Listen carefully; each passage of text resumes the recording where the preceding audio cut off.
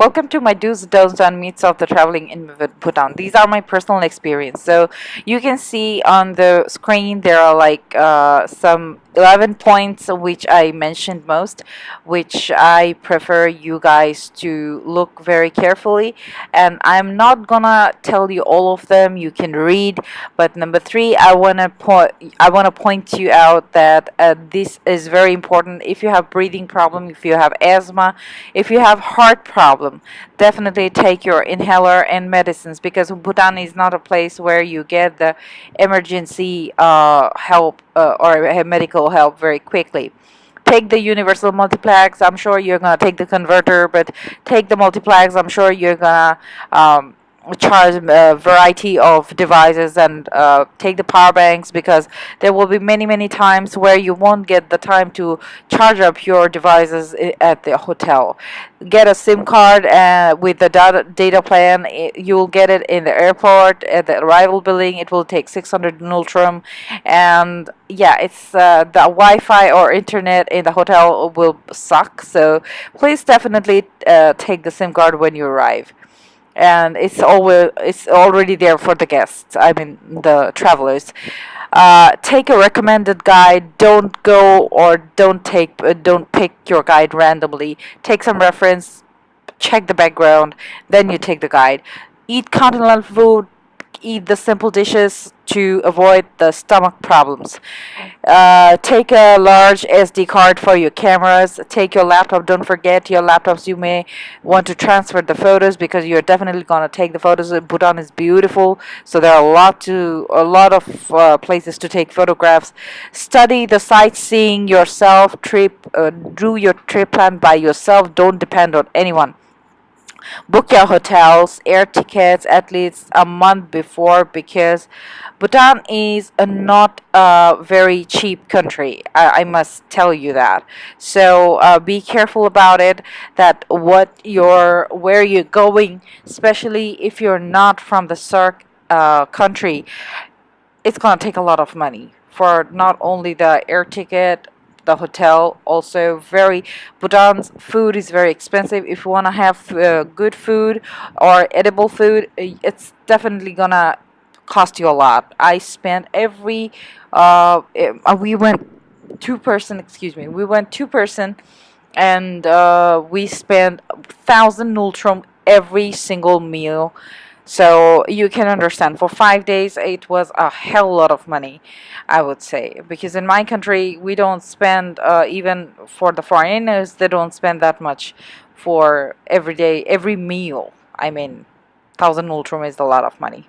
So that is one thing. Then book your car for the whole trip. Try to avoid taxi use, because Bhutan is such a place where you don't want to end up looking like an idiot somewhere, like, at the end of, what do you call it, a mountain, and waiting for a taxi. No, there is nothing like that. There is no bus stop. There is no taxi under the mountain, because Bhutan is full of mountain. That is their specialty. Bhutan is a beautiful country, but if you don't plan your trip properly, you're gonna end up like mess. And obviously health issue is a big thing. If you're not fit to travel to Bhutan, don't plan to go there. Or yes, you can go there, but go to such places where you don't need to hike. And of course, if you let your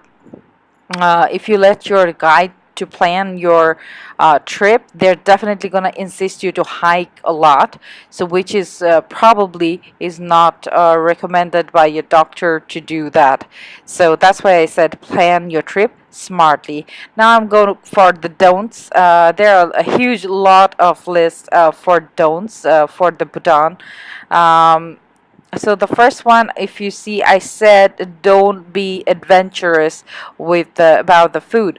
Check YouTube and other restaurants in the TripAdvisors for the ratings. But I must tell you one secret or one fact about Bhutan, that do not do not I mean, if you want to eat meat, Before that, you must know Bhutan is a Buddhist country, and in Buddhism, animal killing is banned.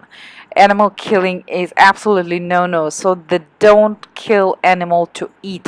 One animal when naturally that dies, when if it's the supply is from their country, so they just prefer it to be die naturally, and they take the meat, or they take the supply from India.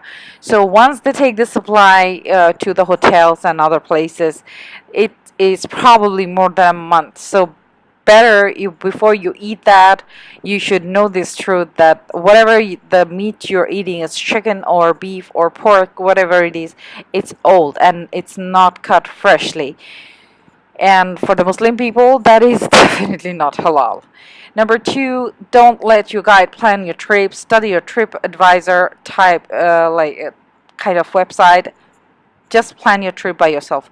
Bargain the guide with the for the price. If you're hiring a car, if you're giving him the let him plan the book the hotel, please bargain the price because they're gonna rip you off. Then do not buy souvenir for hotel handicraft or popular sightseeing places. Go to ABC Market. It's much cheaper there. If you're from lowland warm country, before hiking, huge possibility you'll have a breathing problem. So be careful about it. Take your inhalers or ask people what is the experience. Then you can go for it. Sunday is a weekend in Bhutan, so if you're planning for Punakha, be careful about it. You're gonna need a permit, and if you're planning for a Sunday, it's gonna be a hassle. So plan smartly. Do not try any tattoos in Bhutan because they are not no good. Ink come from Bangkok or Thailand, which doesn't last more than 6 months or 1 year. So don't try any tattoos. Use your credit card and take a very little cash, and if you take cash, take only $100 notes, because for the smaller notes less than 100, they give you really really less exchange rates, and exchange you won't be able to. Don't go to the bank. Just exchange your dollars, I mean the cash dollars, for to any handicraft shop or any other shops where it's available. Otherwise you're gonna suffer a lot. I mean, they really give you less money for smaller notes, and also if it's bank, it's gonna be a really, really less. So it's a really less value for the money you're taking to that country. So I had a very bad experience. I'm just telling you, like I went to bank and they just showed me the international rate and they gave me less money. When I asked why did you did that, they said that it's the small current notes which is we are providing less. There is nothing that kind of rule. I know in India, in some places, if you give $1, $5, that kind of smaller notes, they give you a little bit less. Let's say 1 rupee less or something like that, but 1 rupee or 1.5 rupee less. But the Nultrum is not. It's quite a strong currency, and they will be giving you 6 Nultrum less if you give a $5, $10, $20, $50 note. So be careful about that. So again, if you book a hotel through the guide, make sure the hotel facility are practical as they state in the website. So here comes the story here. I must share you the story that what I actually experienced. So I let my guide pick up the hotel, the car, and the hotel was beautiful. Like in the Paro, we wherever I stayed, the hotel was very pretty. And then again in Thimphu, it was very pretty. But the problem was in Paro, I had a really really ventilation problem, and there was no way to change the room because I was staying there for only one night, and then I was going to Thimphu. So in Thimphu, the problem was more like it was in the center of the city, but the problem was um, the day I reached in the morning, there was no water in the bathroom. And then at the evening, when I just roam around, I finished my sightseeing. I came back to hotel. I was supposed to take a shower. There was no water. Again, I told them, please, can you check where is that water? Why there is no water in the bathroom? Then water came up with this I don't know how did they stopped it. And then when the weather, it was totally cold. Okay, come on, it's the like 10 or 11 degrees Celsius. You're definitely not going to take a shower with a cold water, really icy cold water. So the result is, 2 days I stayed in Thimphu, it was the same, and it was not pleasant. I didn't take shower. I was running on, like I was just wiping my body and using, like, living on the dry shampoo. This is not it. We don't live like that. We, whatever we're paying for, as I said, like, Bhutan is not a country which is really simply cheap. You cannot live there cheap, or you cannot roam around there cheap. So I better get the service what I paid for. So that was an issue.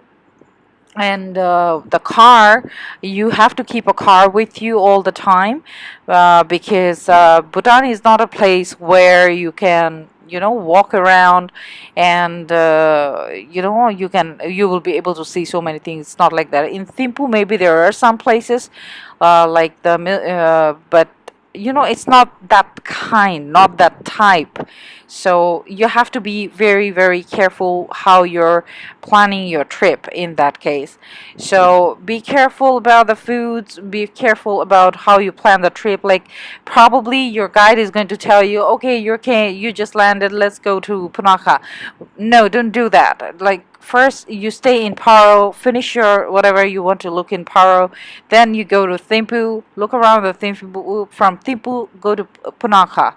That's how I plan my trip, and I found it very useful because I planned it myself. Also, whatever you want to see, just go and research. YouTube have so much material, internet has so much material. Use it and make your trip that much of useful, so that nobody can take over on your holiday. You can do your holiday, you can plan your holiday literally. So just don't depend on others, so whatever others say. And you, by the way, you have to put a little bit of pressure on the guides that what you want to see.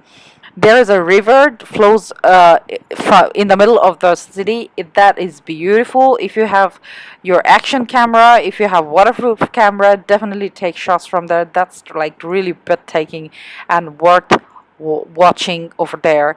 So just stop over in the middle. You have to ask them like to stop, and you want to take the shots. So in that case, yes, of course, you can try that as well.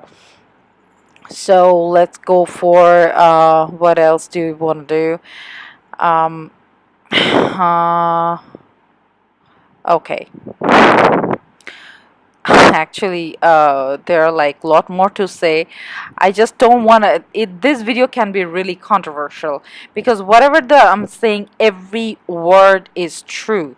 So don't make any kind of that kind. Don't think that I'm telling a lie or I'm making it up.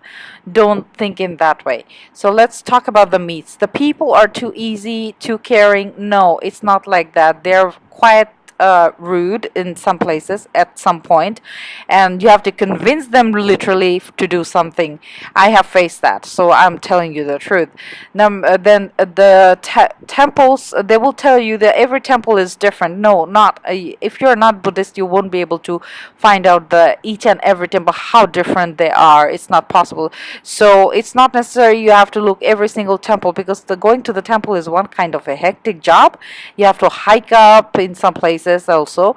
So be careful about that. Just do a little bit study and then you can go. There, like 5 days are enough for the trip. The guide will say, no, no, no, stay 10 days or 12 days and blah, blah, blah. Don't listen to that. As I said, don't be your boss to plan the trip. It's your trip. You should make the plan, not them. So in that case, plan your trip in that days. 5 days is good enough for the trip. You will be able to see the whole Bhutan in that way. So no need to stay more than 5 days. And there is a there are some myths like there are like wild nightlives. No, there is no nightlife in Bhutan, because after 6 o'clock everybody just goes back. And yes, there are bars if you want to have alcohol. There will be alcohol, but there is no wildlife because life is a little bit different and it's a hilly area, so life will be a little bit more conservative. Thank you so much.